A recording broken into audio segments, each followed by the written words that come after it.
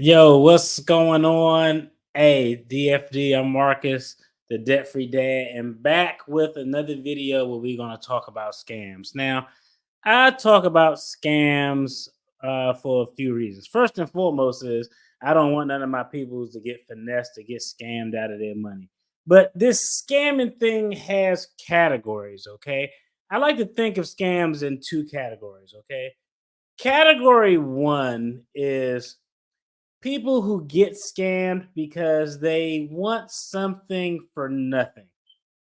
Promises of 70% returns in 30 days, promises to flip your rental property in 24 hours. Excuse me. Those are category one, where the victims of said scam are people who may be looking for something for nothing, or there's some promise of a big ass return. So they want to just say, oh, yo, I'm going to get this big return. Scam category number two is the category where, now, in both of these categories, I do feel bad for the victims. But in category one, the victim is being led by greed. So I think they have a higher level of culpability because they're greedy as hell and they want something for nothing. Yo, I'm going to invest in this scam coin because they promise a 1,500% return. Category number two is the scam where I really feel sorry for the victims, because in these instances, the victims are what I like to refer to as pure victims. They aren't trying to get something for nothing. They aren't promised returns that are outlandish and asinine and don't make any sense. They're just doing what an everyday person would likely do in that scenario. So we're going to talk about a scam that caused the couple to lose $49,000, an older couple who was in retirement. And we're going to look at another video, same type of scam, where this lady, I think, lost over $1 million from her business accounts. So we're going to talk about it. We're going to talk about ways to avoid it. And, I'm going to keep it a buck with y'all. This was something that, like, when I watched it, I was like, yeah, I see why people fell for this. Like, I, I would have probably got finessed on this one. So we definitely going to talk about it. As always, I got to toss out the disclaimer. I am a licensed attorney, but I'm not your attorney. So this is legal or financial advice. This is just me giving my opinion and takes on current events, topics, and every now and then we like to talk about the finances in the household of DFD. So tune in.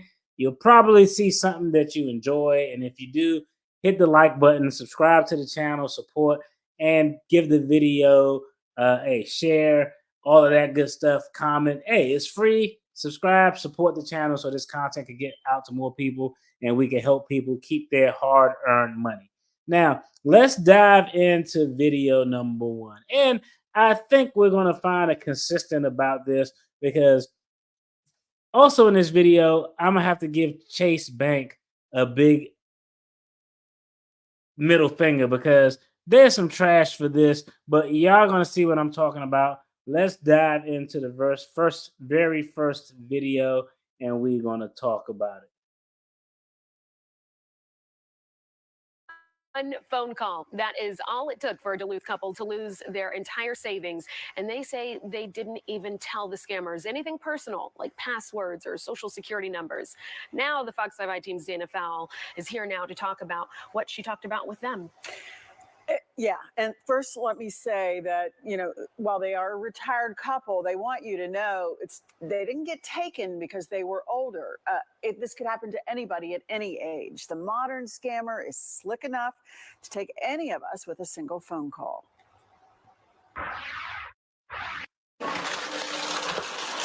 The Mosses. They've raised their children, their grandchildren are grown, and they are enjoying retirement. It looks like you live comfortably, but there's no extra. No. They took it. All right, now they are those shadowy, unsavory characters. But before we go a little further, and it is true, and I think that was a good point that they say, yo, we didn't get taken because we were old and didn't know any better. Because a lot of times scammers do try to target seniors, person who are elderly. They have much more vulnerable population, and they might not be as savvy, a little bit more susceptible to being finessed. But this just the makeup of this is sad because this is an older couple. They worked hard. You can see they have a really nice home. They, in retirement, kids grown, grandkids grown. So let's go ahead and jump back in. They are strangers. Gloria and Gary Moss told the Fox 5 team, local police, and federal fraud investigators that strangers posing as Chase Bank employees took $49,000 from them in less than 30 minutes. It started in a familiar way, a fraud alert they thought was from their bank. February 16th of 2024. How many of y'all have gotten fraud alert messages on your phone? Did you authorize this purchase? Reply Y for yes and for no. Like, I think that's something that's common, especially for me when I travel. As soon as I buy anything when I'm traveling, my bank is like, yo, bro, did you make this purchase on the card? Okay, we just wanted to make sure. 16th of 2024, I received 2 texts saying that they were from Chase Fraud Department and that my husband's debit card had been compromised. Here's why she wasn't alarmed. The scam text came from the same short code, those 6 numbers at the top of the text page, as her real Chase Bank communications. Well, I know not to click the links, so I called the number. The phone rep, she says, was professional, reminded her the call would be recorded for training purposes. Okay, so hey, again, she's very smart, very savvy, young lady here. I received this text message. I know not to click the link, so I didn't click the link. So I called to talk to him. She called, they answered the phone. She said they were respectful, sounded professional, and the whole nine. Ms. Moss was told her husband's debit card number was used at department stores in other states, totaling more than $4,000.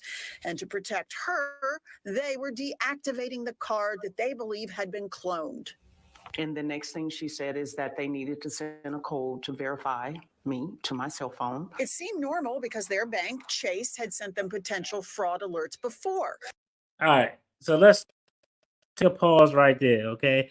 That is something that banks have done quite often. A lot of times, if I'll call my bank for something, whatever it is, if it's a insurance question, because I got a lot of stuff through my bank, when I call them, before they verify me through the system, even though they ask me a gazillion questions, the representative on the phone will be like, yo, Mr. DFD, we're gonna send you a 6-digit code.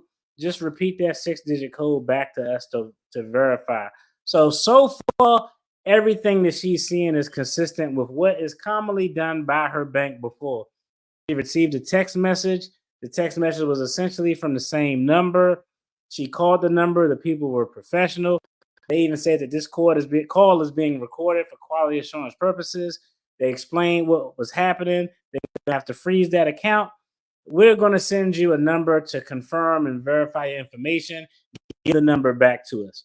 Again, in the beginning, they said they didn't give up social, password, date of birth, mother's maiden name, none of that information that generally is essential when used to verify your identity. Once when her husband was in California using his card for less than $100 for chocolate-covered strawberries. Shout out to him for being sweet. To surprise her, and then they called her to verify that this was not fraud. A surprise spoiled, but they were okay with that. They loved the protection. But the next big surprise from the bank they cannot live with. Scammers drained them of their entire savings, $49,000. Let's go back to that original phone call, the one that started it all. Did they ask you anything like what's your social security number? No, absolutely. Did they ask you your account number? No. Did they ask you your password? No. Did they ask you anything No. like your security code answer? No. They said they were deactivating her card and issuing a new one. I literally was on the phone with them one time for a good 20 minutes, I believe. She would put me on hold. Well, evidently what they were doing was cleaning out the account. When did you figure out you had been scammed? Oh, later on that afternoon, I received 5 emails from who I thought was Chase, but according to Chase, it was not them. The Moss's money was sent via a wire transfer to a stranger's Wells Fargo account. Wells Fargo, the retirees tell us, was able to return them more than $700. Chase Bank, in a February letter, said it will not reimburse. Did y'all hear that shit? let's back up and talk about Wells Fargo. Okay, the money, $49,000, was fraudulently transferred from their Chase account to uh unknown Wells Fargo account. Wells Fargo reimbursed them, what they say, $749. And Chase, as we're about to see, some low life pieces, as you know what. That's crazy. February letter said it will not reimburse their account. The bank told the Consumer Financial Protection Bureau a few months later, mid-April, that they called the Moss's number on file and that someone on the other end of that line verified the wire was valid. This is the first time we've heard any of this. How all this happened is still unclear. Chase, in an email to the I-team, warned about spoof call scams. Remember, it reads that even if your caller ID says a call or a text is from Chase, it could be a scam. When in doubt, hang up and call us directly. Well, after months of trying to manage this fraud on their own, Gwinnett County Police Department have opened an investigation looking into how someone accessed their cell phone. People need to be aware. Digital banking is not the future. It's how we all do business today. Well, here's a problem. The banks push online banking. That's fucked up.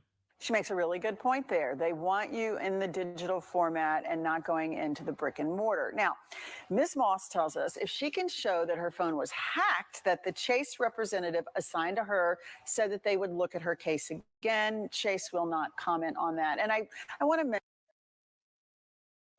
Okay, that's stupid. And again, this goes to Chase being a big pile of shit. Okay, let's just keep this in context. This couple worked hard to retire. They got their $49,000 life savings stashed away.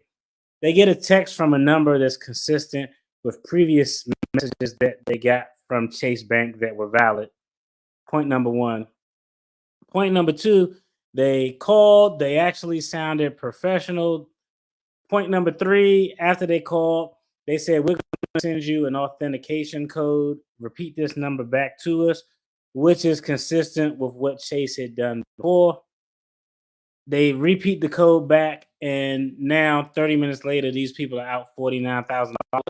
Chase isn't reimbursing them. And Wells Fargo, the bank that received their fraudulent transfer, reimbursed them like $742. Now, there's a few things with this, but let's talk about this point right here.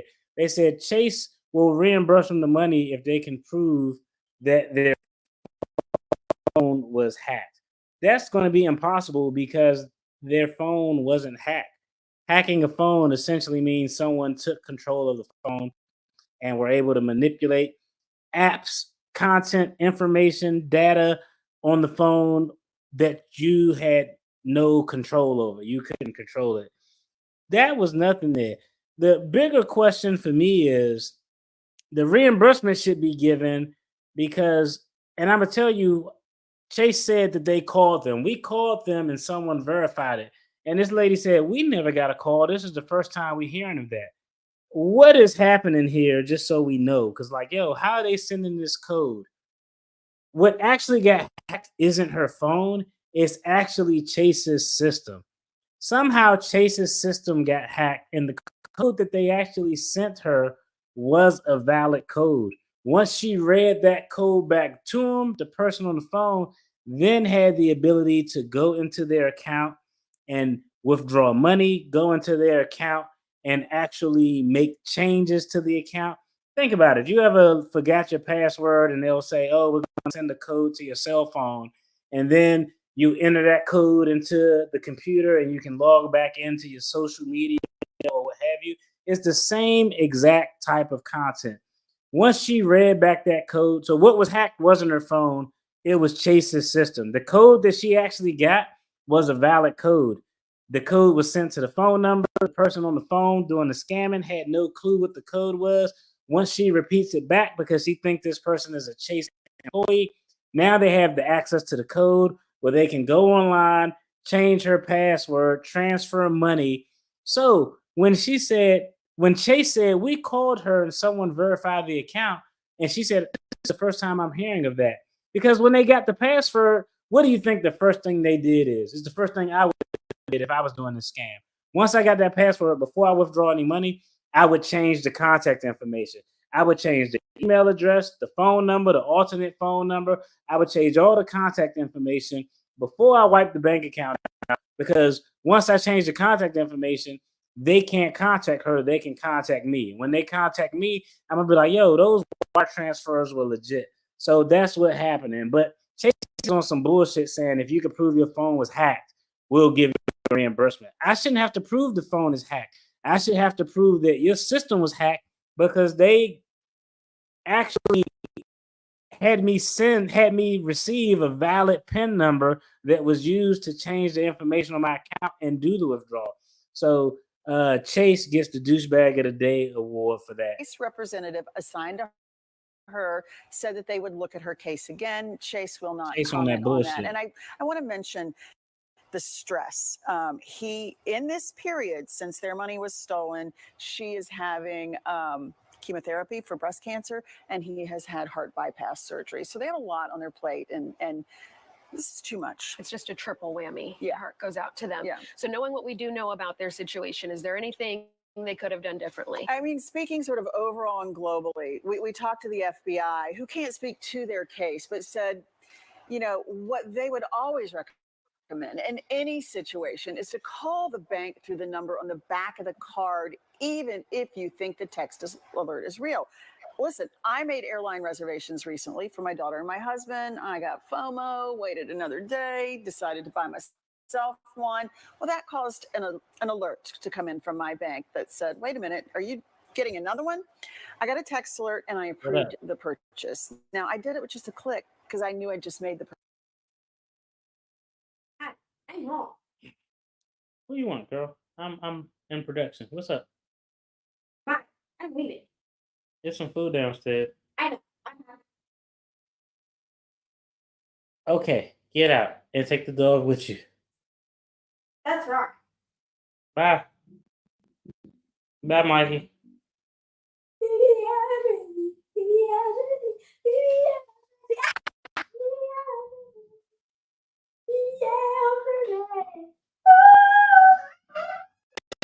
Kids and the puppy. Purchase, but that is risky. The best thing to do would have been to actually call the credit card issuer and not. All right, so that's the actual big takeaway. If you get contacted by a bank for anything, via text message, via a phone call, immediately hang up and be like, all right, yo, I'm gonna hit y'all back. I'm gonna hit y'all back. What's your extension? That is something that would have resolved this. But I'm gonna be honest, like, I don't know about y'all, but that was actually a pretty slick finesse. I have no clue how they got into Chase's system to be able to send a valid verification pin for her, but somehow they did. We're gonna take a look at one more story again. It's hilarious. Because I'm starting to think everything that I can see, this may be indicative to Chase. And I'm just be honest. All the stories I saw about this were Chase Bank. I'm starting to think this is people who got inside plugs to Chase. Because that's kind of wild that multiple stories are happening and this is only happening with Chase Bank. I mean, I just did some open source research, but every time I look, and an important question. Could you fall victim to a sophisticated bank scam that begins with a simple text message? The government says scams of all kinds are soaring. Americans report losing nearly $8.8 billion to fraud last year. That's up 30% from the year before. Our consumer investigative correspondent Anna Warner shows us how scammers stole a staggering sum from one woman's bank account. Anna, good morning. This was a lot of money. Yeah, good morning. And, you know, we've all gotten those texts from our bank saying, did you make a particular purchase? Well, next time you'll probably want to read it again and think before you respond. And the woman you're about to meet can tell you why. It's got a lot of shoes on it. Deborah Moss has spent more than a decade running her small catering business. A couple more minutes. In 2021, she says she'd finally saved enough money to slow down and move to rural Guerneville, California. I'm not a young person anymore. I really was relying on just kind of a comfortable life at my age. But a few weeks after moving in, she says she got a text saying her bank, Chase, wanted to know if she'd approved a $35 debit card charge from another state. So basically, it's one of those fraud texts. That's Did right. you approve this transaction? Yeah, that's all it was. Just a minor irritant in my day. And of course, I said, no, I don't approve of it. Then the phone rang, showing Chase Bank as the caller, she says. And on the other end, hello, ma'am. This is Miss Barbara from Chase ATM. I'd like to know if it's okay if I give you a new card. And I said, yes. a new debit card. But she says the woman told her before she could issue it, she'd need to verify Moss's identity by sending her a text message and having her read the numbers in the message back to her over the phone. And I would just repeat those numbers to her. And she'd say, that's great. Thank you so much, Miss Moss. Her new card was supposed to arrive in 1 to 2 days. But Moss says the next day, Ms. Barbara called, saying FedEx was having trouble locating her home, something Moss says wasn't surprising to her since she just moved.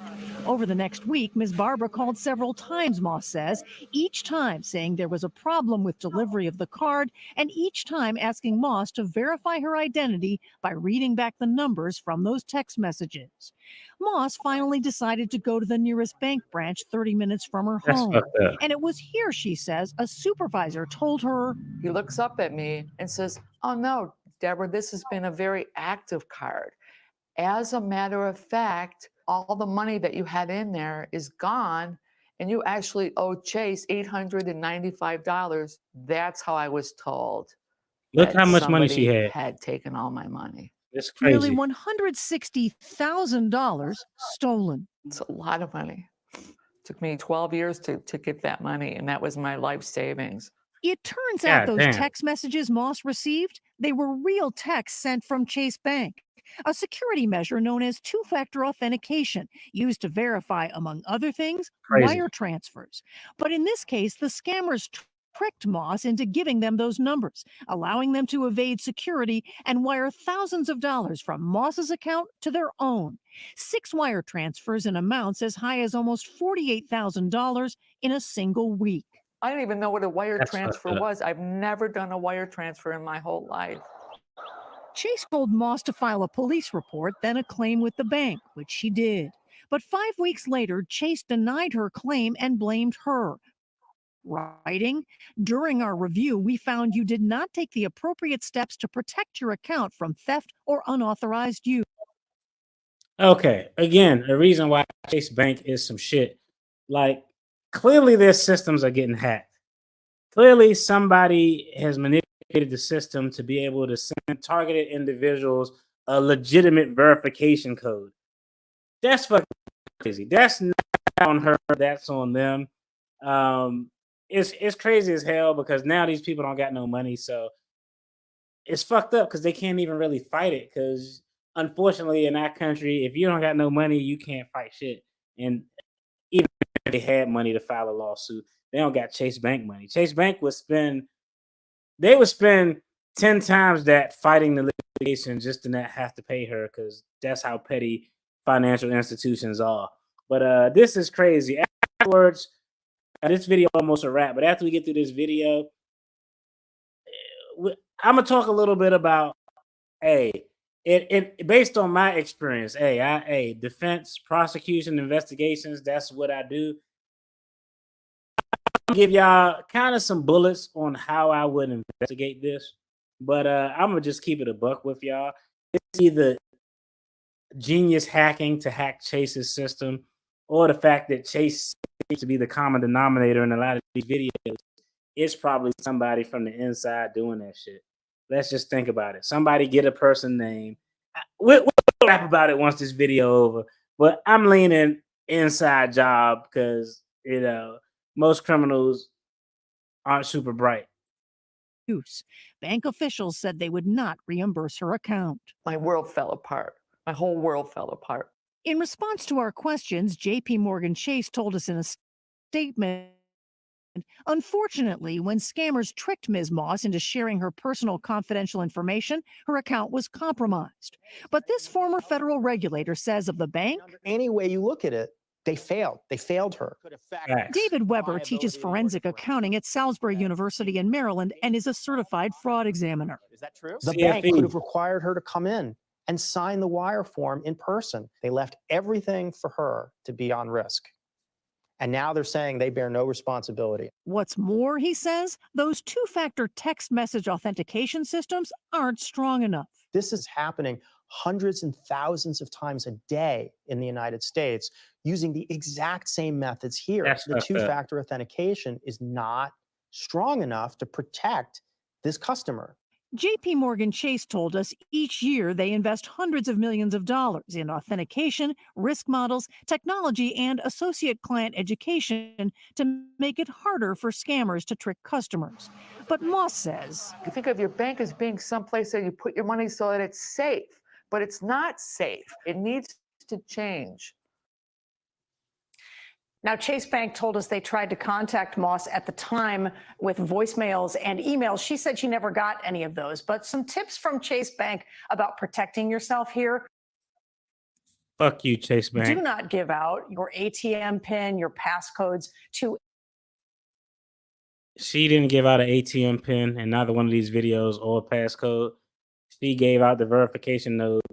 Verification code is a valid verification code from Chase to somebody that she believed and who purported to be a Chase employee. So, yeah, fuck you, Chase, for this one. Anybody, and please don't click on suspicious links in emails or texts. You want to avoid that, guys. She didn't click on anything.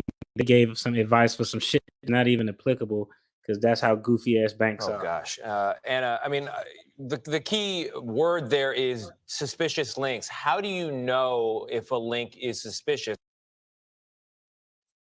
Now they just on a tangent. I'm gonna close this because they're getting on my fucking nerves.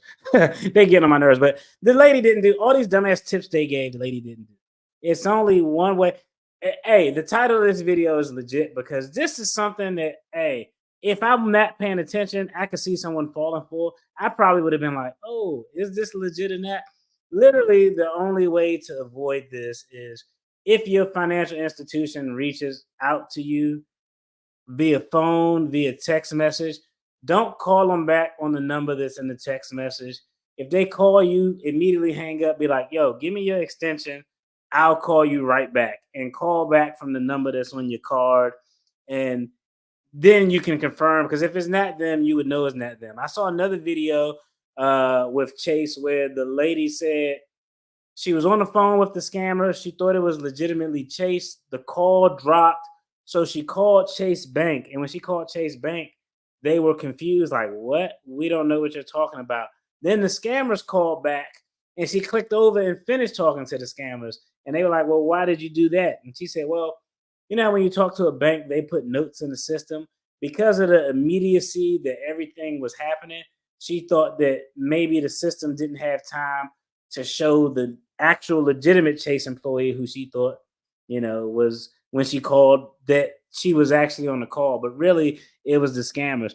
But one of the things we see consistently is the financial institutions are saying, yo, we reached out. We tried to call. We left voice messages. We left emails. And both of the victims are like, yo, we didn't get anything.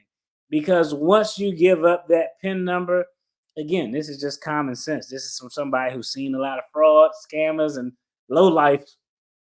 Once you give me the PIN number so I can have access, because they're probably using that PIN number. What I'm thinking is to actually change the password on your account. So they get that PIN number, they put it in, they probably reset the password. They definitely changing all of the contact information. That's why nobody is getting any of the contact. So it's kind of scary. One lady got taken for like 1.2 million from her business account. Chase, same thing. It's just a damn shame. Shout out to the homegirl Lisa. Y'all make sure y'all go check out her content. She's doing good things over there, showing people how to be responsible and giving some good fundamental gems on the investment side of the game. Yeah, pretty terrible, TC. This is some BS. This is actually some BS. I'm a little late. Our wire transfer is not noticed on the account.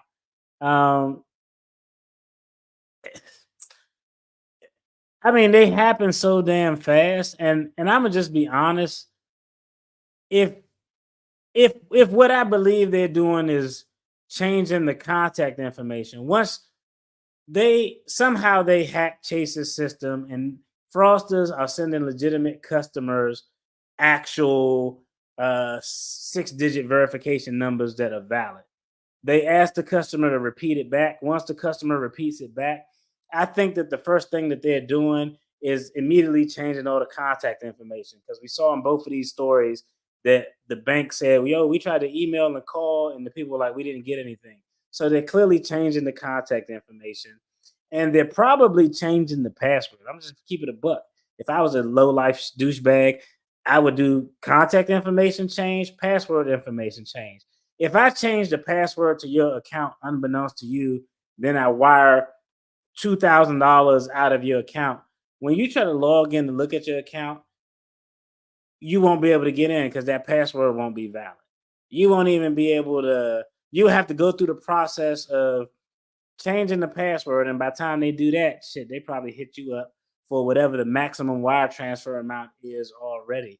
So I think that's kind of the name of the game that's going on. And it's crazy. What's going on, Aaron? How are you doing? That's the homie. Hey, y'all check out my homegirl, Aaron, too. Uh, Another great content creator from down under and actually kind of hilarious, too, might I add. Shout out to her. But that's kind of how these scams are going. Again, these are scams that fall in the category of is really nothing to put on the victims, because the victims aren't being greedy. They just minding their business and reacting to a situation the same way a normal person, the same way DFD probably would have reacted. So the main thing you can do to avoid this is anytime you get communication from your bank, don't reply to the text, don't click on anything, don't even take the call. If you want to call, tell them, yo, I'm going to call you back. What's your extension? Hang up the phone, call the number on the back of the card. One, they probably not going to use an extension. You ask them for an extension, that's going to fuck them up. They're going to be fumbling and bumbling. But if you call the actual number on the back of the card, then you can verify everything. I think that's kind of the best way to do it. Now, let's talk a little bit about how an investigator should actually investigate this.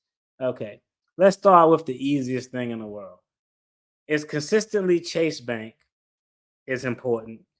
And one thing that's very fucking important is every time this fraud happens, Chase's system is actually producing a valid verification number to send to the victims in order so the victims can read it back to the scammers and the scammer can get access. So if I'm just looking at this on his face, it's only one of two ways that can happen. Either some high-speed cyber tech, cyberpunk person was able to hack into Chase's system to be able to use that system to identify targets and to send the verification number to those specific targets. I'm gonna be honest, I don't think that's the case. I don't think that's the case because I just think that level of hacking is expensive as fuck to do. And I'm gonna just be honest. I just think that that's likely. The more likely scenario is this: somebody is working on the inside. They have a list of Chase customers. They actually have the ability to access the accounts. They have the ability to be able to send those legitimate Chase verification numbers to the actual Chase customers, so the customers can be finessed to read it back to the victim so the victim can scan. So it's going to be interesting to see how these things turn out. I'm going to do some research and see if we can see if I can find a video of somebody who got caught doing this bullshit. But I'm willing to bet. Somebody said, yo, you got to bet.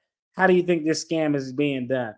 A high-speed cyberpunk who hacked Chase's system, or somebody on the inside who giving a goon a little bit of help? I'm pretty sure it's option number 2. So that's the first thing. It's definitely probably something on the inside. The other avenue to look at would be the receiving bank. Okay. So in each of the instances, or in the first instance, Chase transfer was done fraudulently to a Wells Fargo account. So a good investigator would actually work backwards. They would go to Wells Fargo, work backwards, and take a look at that account number. Now, if these fraudsters are relatively smart, which I'm gonna give them credit, this is on the DFD sophistication level of scams, I would actually probably give this like an 8.5. This is actually not the dumbest scam in the world. It's actually a pretty legitimate finesse that can reasonably trip up people, even people who are savvy to this type of bullshit. But the best way to do it, and normally in these cases, when it comes to bank information, we work backwards. So I would start at Wells Fargo, the account that it was transferred to. Chances are they probably use fraudulent information in that account, which to create that account, someone who was smart probably would have. But work backwards from that Wells Fargo account. If they didn't lose fraudulent information, they're just a dumbass and it's going to be easy. If they did use fraudulent information, this is the beauty of it. You can actually identify when that account was created. Because I'm guessing all of those accounts were probably made with bogus ID cards or stolen identities, and they were probably relatively new accounts because it would just be foolish to do fraud and send it to an account I had for 30 years at Wells Fargo. But they can identify when that account was made.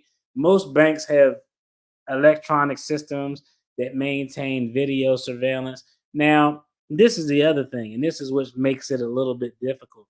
People aren't going in fucking banks to open accounts anymore. I can't remember the last time I went into a bank to like actually open up an account. So if it was a little bit old school times, we could be like, yo, when was the account formed? Let's see if we could get that footage.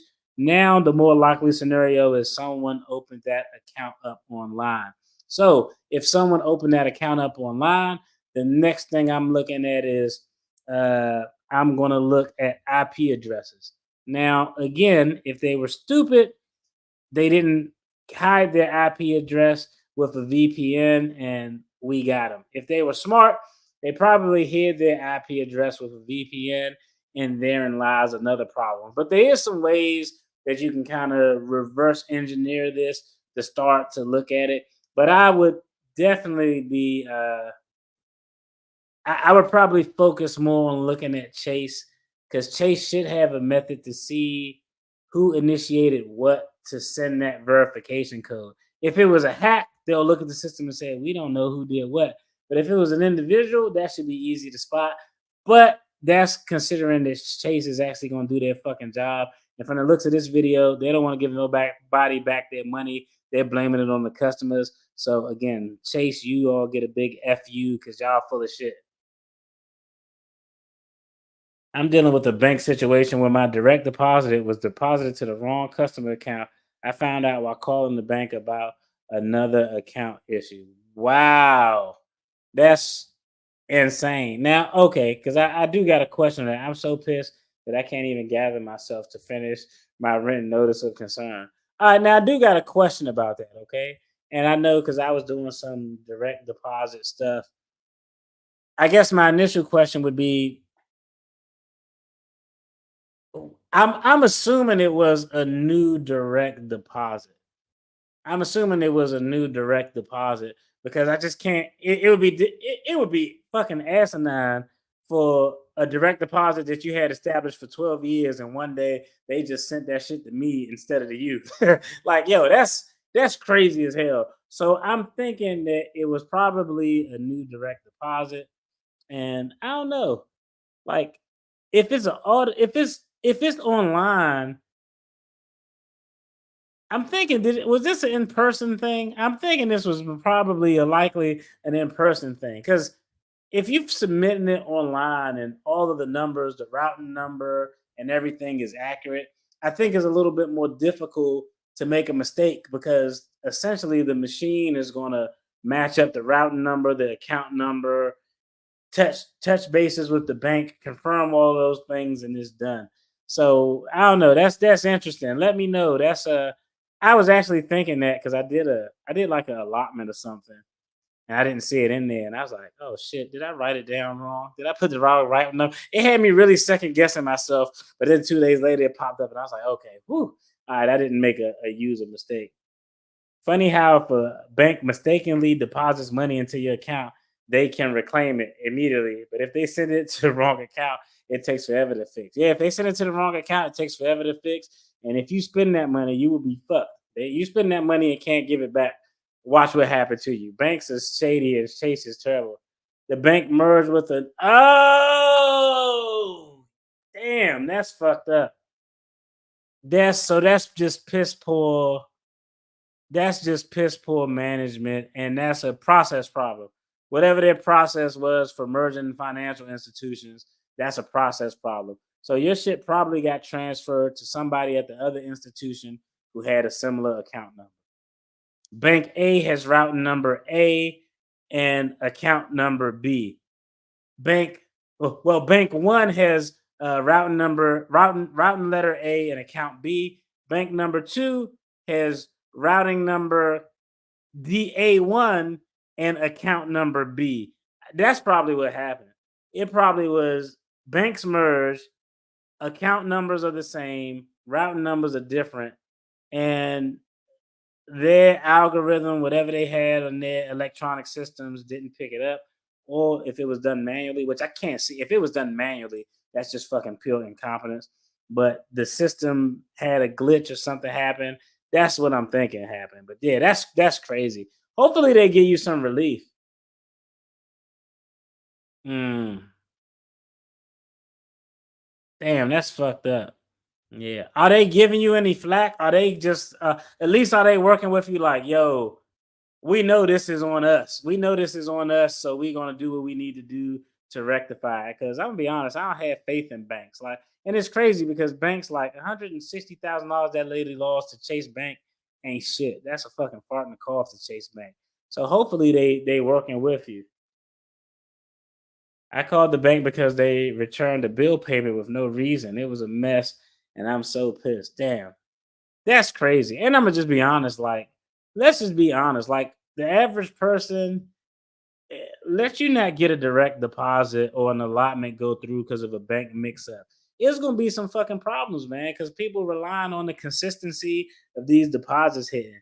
So, yo, I definitely hope you get that done ASAP, and I hope that shit work out in your favor. Definitely let me know. I want to give y'all a little preview on what we're gonna do Friday. Okay, I'm gonna tell this story again on Friday, right? But my son, when you got kids, my kids keep me hip. So I'm really appreciative of them. They kind of keep me young. So probably about a year ago, my son was like, yo, you know how kids are. They always want you to listen to some artists. 90% of the time, the artist whack as fuck. But my son was like, yo, check out this rapper. I think his name was OBN Dev at this point. And he's like, he's a scam rapper. And I'm like, what the fuck is a scam rapper? And so I'm gonna share the screen because I want y'all to see what this guy looks like. So my son telling me about this rapper who's a scam rapper, and I played a song. And I'm not gonna lie, the song was actually not a bad song, but it was a unique genre of hip hop that I'd never heard before. It was actually a rap song that's in detail told people how to commit credit card fraud. Like when I say detail, think about it. I do this. I've seen devices that can snatch. If you got a card that has a chip in it, I've seen devices that can snatch just damn information out of the air, like before people were having chips in their cars. Like, I'm up on this. I get training on all of this stuff. Been doing it for damn near over a decade. But this guy was giving detailed rap lyrics about how to scam. So let me show y'all. I want to show y'all some of the name of his songs so we can see it, because we got to talk about this guy on Friday. It's going to be interesting. All right, so I got the screen up. Let me change the view on this because I want y'all to see. We're gonna change the view on this. All right, so now his name it was OBN Dev. Now it's Punch Made Dev. Punch Made Dev. Let's look at this shit on his Punch Made Dev. Report. Punch Dev. I Love Scams official music video. Punch Made Dev. How to write a dump. A dump is a credit card dump. We'll dive a little bit into that. And so let me see if I can click on one of these short videos. So just look at the language. But like, come on, let's see. I know somebody who just he punched a B&B and like I know somebody who just he punched a B&B and like so he got a free Airbnb, somebody else's name in Miami. penthouse top. This dude right here is actually interesting. So Friday, I'm gonna do a live on Punch Made Dev. He got an interesting background too. But this dude is probably the most infamous or most famous scam rapper to date. He even has Twitch and groups where he's teaching courses on how to scam. So I know y'all smart. Y'all probably thinking the same thing I'm thinking. DFD, how the hell is this dude not in federal prison? That was my thought. But my son put me on to him as an artist, and I saw a video and I said, this is going to be interesting. So Friday, we're going to take a look at Punch Made Dev, the hip hop's self-proclaimed biggest scammer. Let me see. Don't they say that artists are legally covered because it's a form of artistry, although illegal acts they're mentioning? Not necessarily. Artists aren't legally covered, and it depends on the jurisdiction. Generally, if you're an artist and you talking about doing some fuck shit in your song, generally it's probably going to be used against you in court. Like that's just kind of the name of the game. I think if you're stupid enough, but this dude, Punch Made Dev, actually had a kind of a documentary with someone following around as he was committing scams.